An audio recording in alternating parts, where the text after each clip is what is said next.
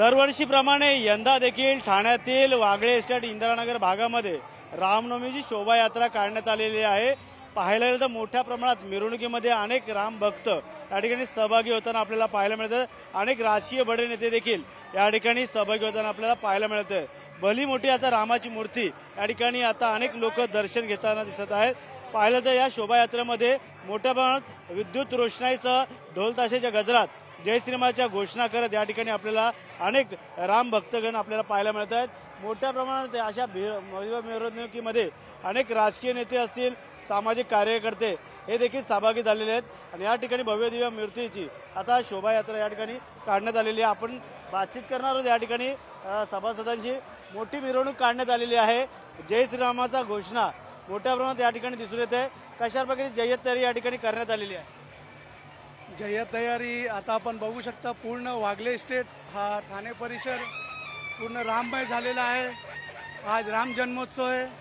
या वागले इस्टेट परिसरात गेल्या 11 वर्षापासून वागले सेवा समिती तसेच आमचे मार्गदर्शक प्रमुख सल्लागार माननीय या राज्याचे उपमुख्यमंत्री एकनाथ शिंदे साहेबांचा या समितीला नेहमी मोठा आधार असतो आणि त्यांच्या आधारामुळे एवढी मोठी शोभायात्रा ह्या परिसरात आम्ही जल्लोषात पार पाडतो।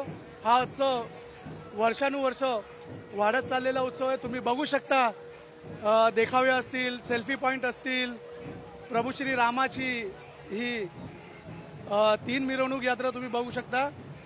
प्रत्येक यात्रेमध्ये तेवढीच गर्दी आहे आणि लोकांचा उत्साह आहे। हे उत्साह वागले आणि ठाण्यामध्ये आपण बघू शकता। पूर्ण भारतात असाच उत्साह साजरा हो हे श्री रामचरणी प्रार्थना। या ठिकाणी सर्वच राम भक्त राजकीय नेते देखील या ठिकाणी आलेले आहेत। काय सांगाल, रामाची मोठी भव्य मिरवणूक या वागळे परिसरामध्ये होत आहे। एक आनंदाचं वातावरण या ठिकाणी पाहायला मिळतंय। तुम्ही बघू शकतात की आज पूर्ण अख्खा वागले स्टेट ठाणे आज सर्व भगवामय झालेलं आहे आणि तमाम आमचे हिंदू एकत्र आलेले आहेत। मी सर्वांना धन्यवाद करेल आणि हा 11 वर्ष झालेला आहे या कार्यक्रमाला। मी वागले समिती सोबत समिती माननीय संतोष यादव, महादेवराव घाडगे आणि सर्व टीमला मी धन्यवाद करेल की तुम्ही दरवर्षीप्रमाणे ह्या वर्षी पण खूप चांगला कार्यक्रम केलेला आहे। आता तुम्ही बघू शकता की हजारोची संख्येने गर्दी आहे। मी सर्व राम भक्तांना जय श्रीराम बोलेल आणि गर्व से कहेल की हम हिंदू आहे। तुमचं काय म्हणणं आहे? आपण बघितलं असेल महाराष्ट्रामधील या ठाणे जिल्ह्यात गेली अनेक वर्ष 11 वर्षापासून सातत्याने पारंपरिक आजची रामनवमी ही धूमधडाक्यामध्ये भव्य दिव्य अशी साजरी केली जाते। प्रभू रामचंद्र म्हणजे एक त्यागाचं प्रतीक आणि विजयाचं प्रतीक हे प्रभू रामचंद्र आणि ह्या प्रभू रामचंद्राच्या या रामनवमीच्या निमित्ताने महाराष्ट्रातील नवे सगळ्यांचं लक्ष या रामनवमीवरती लागून झालं राहिलं असतं। या रामनवमीच्या आयोजक जे आहेत त्या आयोजकांची जी मेहनत आहे ती मेहनत खरी आज दिसते। आपण बघितलं छत्रपती शिवाजी महाराजांच्या प्रतिमा असेल, बजरंगबलींची प्रतिमा असेल, ही ऐतिहासिक परंपरा जपण्याचं काम ही समिती करते आणि गेले अनेक वर्षापासून सातत्याने हा जो रामनवमीचा जो कार्यक्रम आहे हा वाढत त्याचा आलेख खूप मोठा झालेला आहे। रामनवमी निमित्त ठाण्यातील इंदिरानगर परिसरात वागळे इस्टेटमध्ये मोठ्या शोभायात्रा आपल्याला पाहायला मिळते।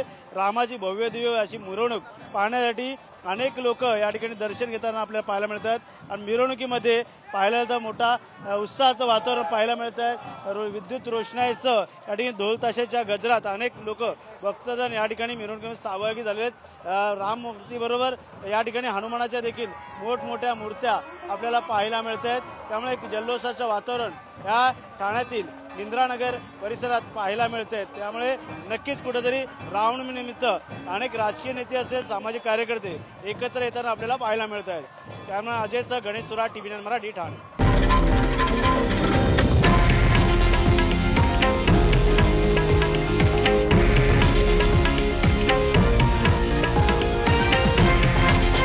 हे आहे देशातील नंबर 1 न्यूज नेटवर्क आणि आपण पाहत आहात TV9 मराठी, एकमेव।